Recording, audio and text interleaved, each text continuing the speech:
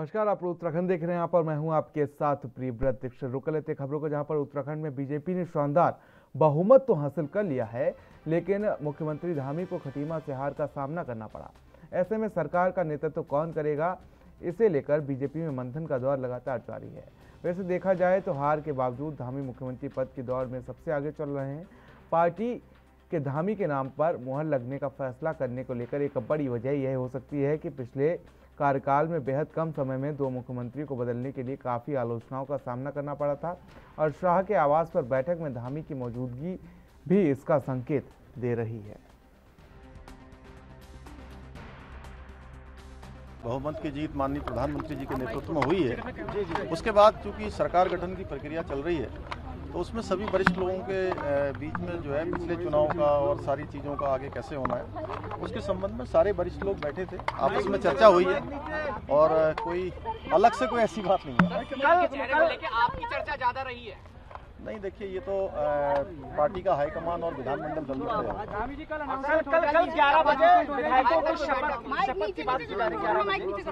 चूँकि एक प्रक्रिया है। 24 मार्च को हमारी जो ये विधानसभा है, इसका कार्यकाल पूरा हो रहा है। तो एक प्रक्रिया के तहत कल 11 बजे प्रातःकाल जो है नए विधायकों की शपथ ग्रहण का समारोह रखा गया है। वो 2-3 घंटे 4 घंटे जितना भी चलेगा, कल चलेगा। विधायक दल की बैठक कल शाम को। हाँ, मैं देहरादून जा रहा हूँ। नहीं, मैंने बताया था वो तो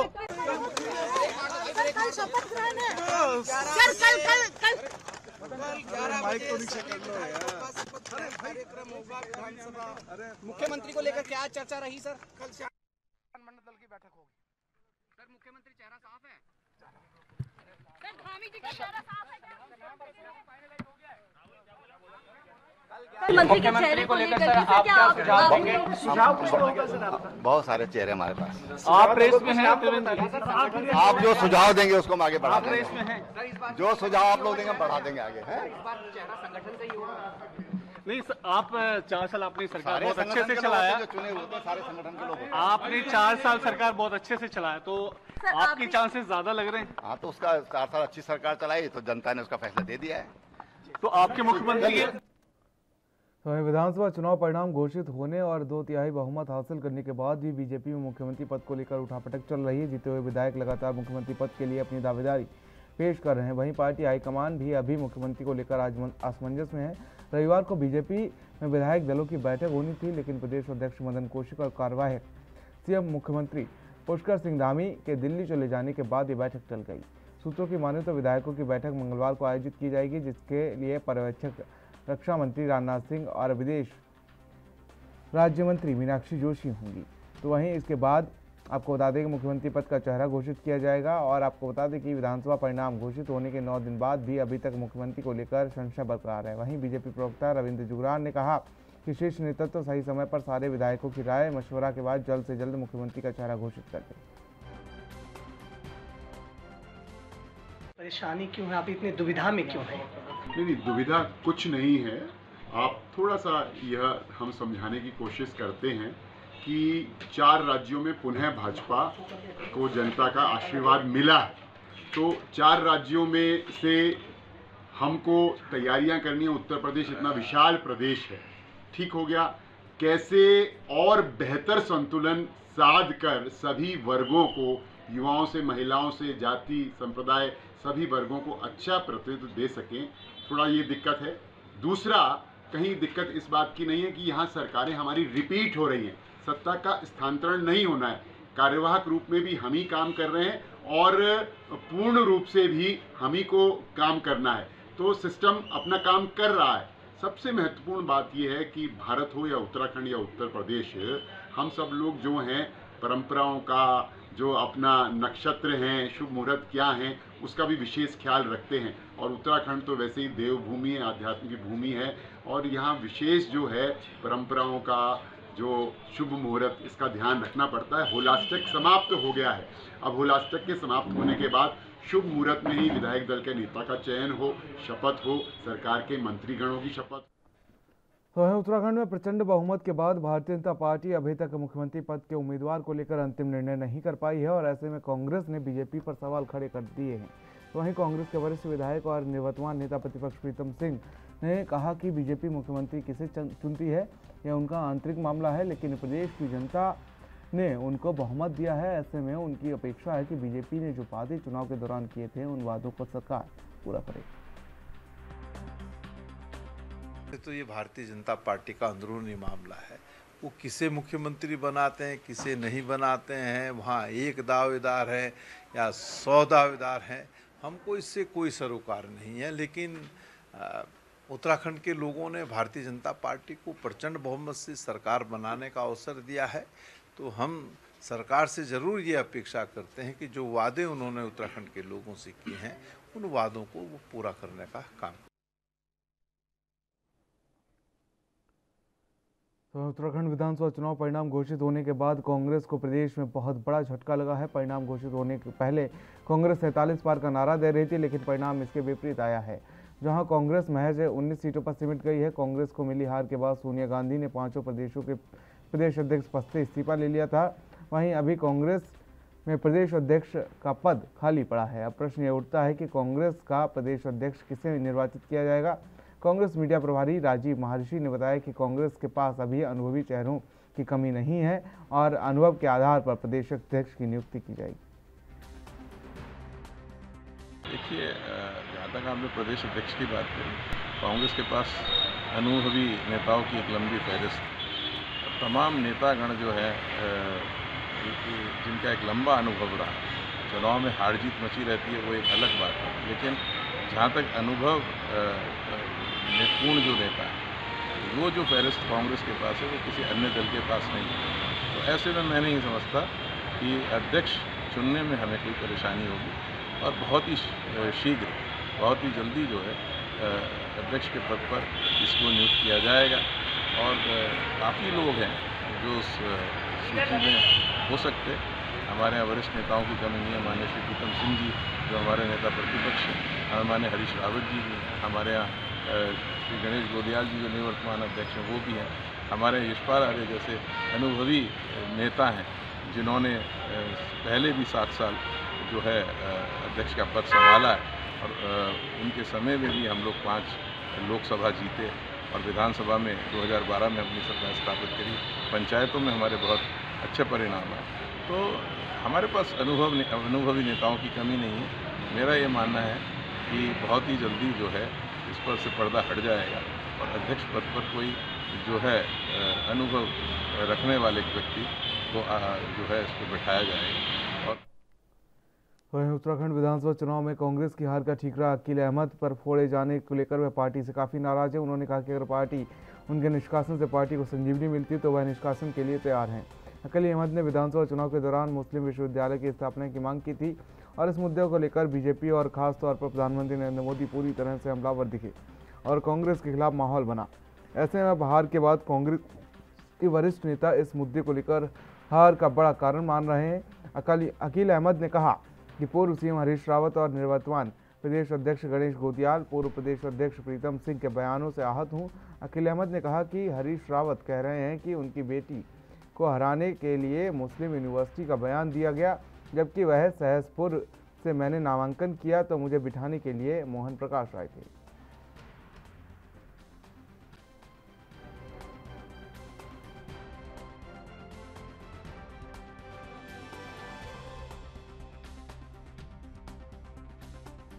देखिए इसमें जो है, और हमें कहा कि आप पुष्टिकरण की राजनीति कर रहे। मेरी ऐसी कोई मंशा नहीं थी कि खाली जो है मैं इसमें खाली मुस्लिमों के लिए, इसमें जो है मुसलमान भी, हिंदू भी, सारे सिख ईसाई भाई, हर यूनिवर्सिटी में जो है सबका दाखिला होता है, सब जो है पढ़ते हैं। तो ये शिक्षा को लेकर जितना बड़ा मोमेंटम जो है बीजेपी ने बनाया, बीजेपी के पास उन्होंने कोई काम किया नहीं। जो जनता से वादा किए थे उन वादों पर जो है बीजेपी खरी नहीं उतरी। उन्होंने इस मुद्दे को बना के जो है, मैं समझता हूँ कि उससे उन्होंने मुद्दा बनाया, लेकिन जनता ने उन्हें जनादेश दिया। अब जनता ने उन्हें जनादेश किस विषय पर दिया या और उनके राष्ट्रवाद पे दिया, ये तो जनता जाने दे। लेकिन मैं ये कहूँगा कि मुस्लिम यूनिवर्सिटी का बयान इतना बड़ा बयान नहीं था कि जिस पे जो है कांग्रेस के जो बड़े लीडर हैं वो भी ये कह रहे हैं कि ये मुस्लिम यूनिवर्सिटी से हमें नुकसान हुआ जो है। और हमारे जो अध्यक्ष हैं, प्रदेश अध्यक्ष गणेश गोंदियाल जी, उनकी उन्होंने जो कहा बड़े शर्मनाक बात है जो है, मैं निंदा करता हूँ उनके बयान की उन्होंने ऐसा बयान दिया कि उस व्यक्ति के पास कोई पद नहीं था, वो हमारा पदाधिकारी नहीं था। मैं तो पहले से जनरल सेक्रेटरी हूँ। प्रीतम सिंह जी के समय में सचिव रहा, उनके बाद प्रीतम सिंह जी ने मुझे महामंत्री बनाया। ये किसी से छिपा हुआ नहीं है। और उनका ये कहना कि मैंने तो वहीं नगर पालिका की टीम ने सोंग नदी भनियावाला के पास कुछ लोगों को गाड़ी में भरकर लाए गए कूड़े को इधर उधर फेंकते हुए मौके पर पकड़ लिया और ये लोग गाड़ी में लाए कूड़ा करकट को इधर उधर फेंककर भागने की तैयारी में थे। मौके पर पालिका की टीम ने पहुंचकर पकड़ लिया और 5,000 का जुर्माना वसूल लिया। नगर पालिका में स्वच्छता सर्वेक्षण चलाया जा रहा है, जिसको लेकर आपको बता दें नगर पालिका को स्वच्छता में पहले नंबर पर लाया जा सके।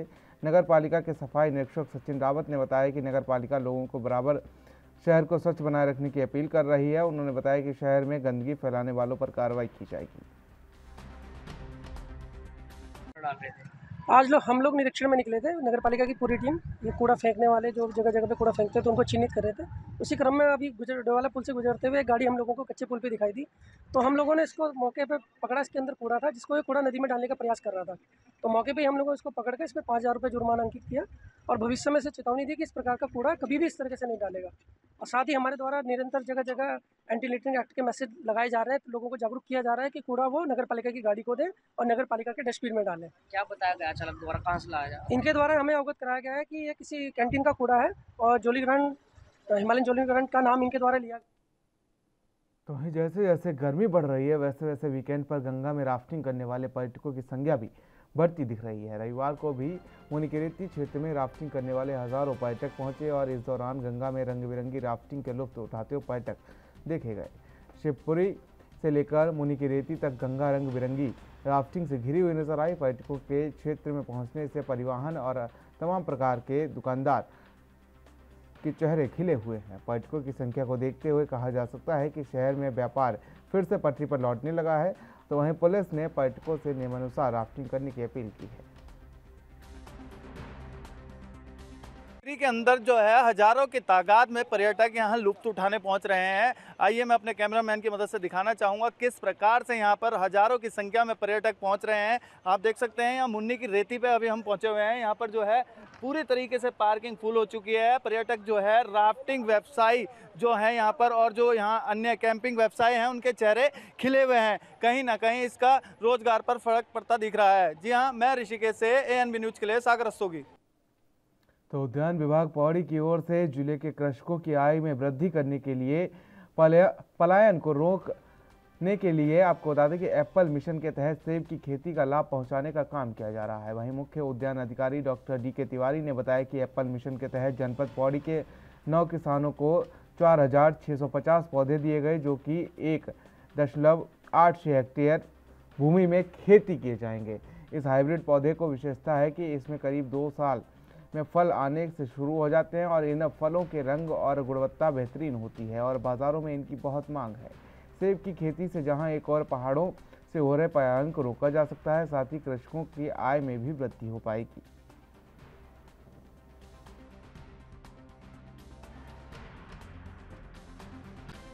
एक नई तकनीकी नया तरीका, नए प्रकार के रूट स्टॉक को हाई डेंसिटी प्लांटेशन के अंतर्गत एप्पल मिशन योजना के अंतर्गत भी 9 किसानों को चयनित किया गया है, जिनके टोटल 1.86 हेक्टेयर ज़मीन पर 4650 पौधे रोपित किए गए हैं।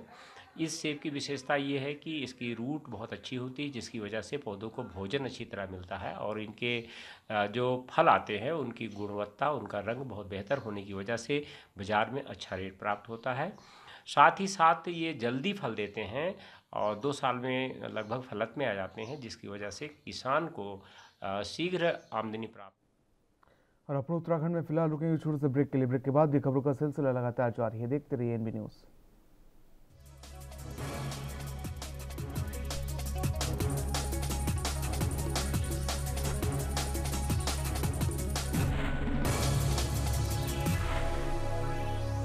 के बाद अपने उत्तराखंड में आप सभी का स्वागत है। रुक कर लेते खबरों की, जहां पर उत्तराखंड परिवहन टैक्स निगम आपको बता दें कि टैक्स जमा करने के ऑनलाइन साइट बंद होने से श्रद्धालुओं को मुसीबत का सामना करना पड़ रहा है। RTO बैरियर चरुबेटा मुंडली जगह जगह बस रोक रहे हैं। तो वहीं आपको बता दें कि उत्तराखंड में ऑफलाइन टैक्स जमा होना बंद हो चुका है, जिसके चलते हज़ारों श्रद्धालु खटीमा बॉर्डर पर फंस गए हैं। वहीं अलीगढ़ से आई श्रद्धालुओं की बस के चालक ने बताया कि सुबह 5 बजे से फंसे हुए हैं और परिवहन विभाग के अधिकारी फोन उठाने को तैयार नहीं है। आए हुए हैं, रात को 5 बजे से काफ़ी परेशान है। यहाँ से परमिट ना कटने के कारण पूरी रात हो गई हमें बैठे बैठे, अभी तक आने जाने की व्यवस्था कुछ भी नहीं हो पा रही है। हमारे परमिट कट जाए तो हमारे यहाँ खुद की गाड़ी खड़ी हुई है। तो वहीं होली के बाद वीकेंड पर तीर्थ नगरी ऋषिकेश में उमड़े पर्यटकों की राफ्टिंग के रोमांच और कैंपेनिंग का जमकर लुत्फ उठाते हुए नजर आ रहे हैं। इसी बीच दूसरे राज्य से आने वाले पर्यटक लक्ष्मण झूला और राम झूला क्षेत्र के पवित्रता और गरिमा को तार-तार करते हुए नजर आ रहे हैं, जिसमें एक लड़का और लड़की लक्ष्मण झूला गंगा के किनारे खुलेआम शराब के पैक छलकाते हुए दिखाई दे रहे हैं। यही नहीं, गंगा के बीच मोटर बोट में बैठकर शराब पीने की बात तक सामने आ रही है। जब एक गंगा भक्त ने इस कृत्य को करने से रोका तो उससे बहस करने लगे। समझाने के बावजूद लड़का और लड़की मां गंगा की आस्था को ठेस पहुंचाने से पीछे नहीं हटे, जिसका वीडियो सोशल मीडिया पर जमकर वायरल हो रहा है। और मां गंगा की आस्था रखने वाले गंगा प्रेमियों ने ऐसे पर्यटकों के खिलाफ कानूनी कार्रवाई की मांग की है और पुलिस शासन से गुहार लगाई है।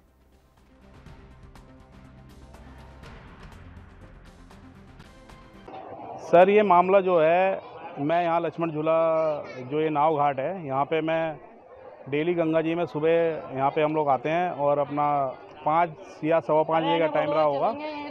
यहाँ पे क्या है कि मैं आता हूँ, यहाँ पे थोड़ा मैं गंगा जल लेता हूँ। उसके बाद क्या है कि यहाँ देखता हूँ कि 2 लोग यहाँ पे, 2 पर्यटक, एक लड़का की लड़की, वो ड्रिंक कर रहे होते हैं। फिर वो मेरे पास आते हैं, उनके पास 2 गिलास में दारू रहती है।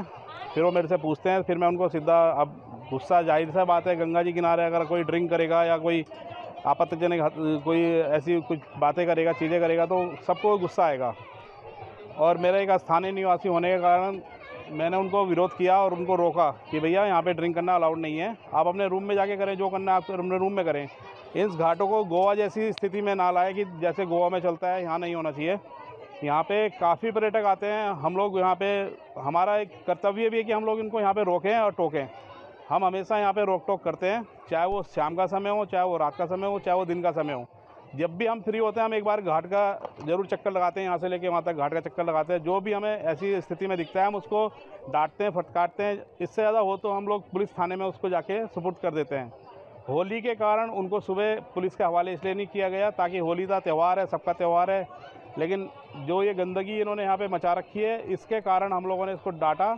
मैंने इनको बहुत बुरी तरह से डांटा है, और ताकि ये भविष्य में ऐसा काम ना करें। इनकी इसलिए वीडियो वायरल इसलिए भी करनी पड़ी ताकि और लोग इस चीज़ को देखें। और गंगा जी में जो हरिद्वार, तो पूर्णागिरी मां के जयकारों के बीच आज आयुक्त कुमाऊं मंडल दीपक रावत ने ठूलीगढ़ प्रवेश द्वार पर फीता काटकर उत्तराखंड के सुप्रसिद्ध माता पूर्णागिरी धाम मेले का शुभारंभ किया। और इस वर्ष मेला 90 दिनों तक चलने वाले आगामी 15 जून तक देश के तमाम राज्यों से दर्शनार्थी मां पूर्णागिरी के दर्शन के लिए यहां पहुंचेंगे। मेले का संचालन जिला प्रशासन की मदद से जिला पंचायत की तरफ से किया जाएगा। तो वहीं आज शुभारंभ के दिन हजारों भक्तों की संख्या में देवी मां पूर्णागिरी के दर्शन करने पहुंचे। और आयुक्त दीपक रावत ने मीडिया से बातचीत करते हुए कहा कि देश विदेश से सुप्रसिद्ध मां पूर्णागिरी धाम मेले का शुभारंभ करना उनका सौभाग्य है। कुमाऊं क्षेत्र के इस लोकप्रिय मेले में दर्शन को आने वाले श्रद्धालुओं के लिए प्रशासन की ओर से यहाँ सभी मूलभूत सुविधाएं विकसित की गई हैं और मेले को आगे भी विकसित करने का प्रयास किया जाएगा। आज होली की भी मैं आप सबको पहले शुभकामनाएं आपको देना चाहूँगा। पूरा कुमाऊं आज होली मना रहा है और माँ पूर्णागिरी मेले का आज उद्घाटन यहाँ पे विधिवत हुआ है। बहुत ही अच्छा लगा और जिस तरह से मेले का भव्य स्वरूप हो गया है, जो कि महीने का है और लाखों श्रद्धालु इसमें देशभर से आते हैं। मैंने मेला समिति से ये निवेदन भी किया है कि इसका ये राजकीय मेला भी हो और इसमें गवर्नमेंट से इसमें और सपोर्ट इसको दें, साथ ही साथ जो डिपार्टमेंट्स काम कर रहे हैं। तो सितारगंज में रक्तदान समिति की तरफ से किसान आंदोलन में मरने वाले किसानों के सम्मान में सितारगंज के रामलीला हॉल में रक्तदान शिविर का आयोजन किया गया। वहीं रक्तदान शिविर में भारतीय किसान यूनियन चढ़ूनी के राष्ट्रीय अध्यक्ष गुरनाम सिंह चढ़ूनी शामिल हुए। साथ ही भारतीय किसान यूनियन चढ़ूनी के राष्ट्रीय अध्यक्ष गुरनाम सिंह चढ़ूनी ने रक्तदान शिविर में फीता काटकर इसका शुभारंभ किया। इस दौरान उन्होंने केंद्र सरकार पर जमकर निशाना साधा। वास्तविकता ये है कि पिछले 15 सालों के अंदर 45 लाख करोड़ रुपया एमएसपी से कम भारत के किसानों को मिला है और उस पर एक बड़े आंदोलन की ज़रूरत है और उस पर हम आंदोलन करेंगे। और सरकार जो WTO में शामिल होगी है उसकी शर्तों के तहत जो है वो MSP देने में इनको मुश्किल आ रही है और उन MSP से भागने के लिए इन्होंने नए 3 कानून बनाए थे। तो वो एक काफ़ी मजबूत लड़ाई हमें लड़नी पड़ेगी कि इसमें जहाँ तक तो बीजेपी के आने का सवाल है 4 स्टेटों में, यहाँ पे आदमी वोट नहीं डालते, यहाँ पे मशीन वोट डालती है और मशीन तो फिर जिसका राज उसकी भैंस। ये मतलब हमें ये लगता है कि मशीनों की भारी गड़बड़ी है, क्योंकि बहुत सी शिकायतें ये आती हैं कि जहाँ बीजेपी की बिल्कुल वोट डालने की उम्मीद नहीं थी वहाँ भी बीजेपी की वोट निकल आई ज़्यादा। तो वहीं उधम सिंह नगर से सीमांत खटीमा के दूरस्थ गांव सरपूड़ा में होली का दिन जमकर बवाल हुआ और दरअसल गांव के विवादित जमीन पर होलिका दहन को लेकर गांव के ही 2 पक्षों में विवाद हो गया था। उपजे विवाद को शांत कराने के लिए समझाने के लिए मौके पर पुलिस पहुंची थी, जहां पुलिस का आरोप है कि ग्रामीणों को समझाने के प्रयास में ग्रामीणों ने पुलिस पर पथराव किया, जिससे पुलिस की गाड़ी को नुकसान हुआ है और कुछ पुलिसकर्मी भी चोटिल हुए हैं। वहीं ग्रामीणों ने आरोप लगाया कि पुलिसकर्मियों ने गांव में आते ही बुरी तरह मारपीट करना शुरू कर दिया और घरों में घुसकर तोड़फोड़ भी की, जिसमें भारी नुकसान हुआ है। वहीं महिलाओं के साथ अभद्र व्यवहार का भी मामला सामने आया है। माहौल बिगड़ने की आशंका के चलते मामला शांत होने तक गांव के बाहरी पुलिस बल और PSC तैनात रही। वहीं आज स्थिति का जायजा लेने के लिए खटीमा नायब तहसीलदार यूसुफ अली मौके पर मौजूद रहे।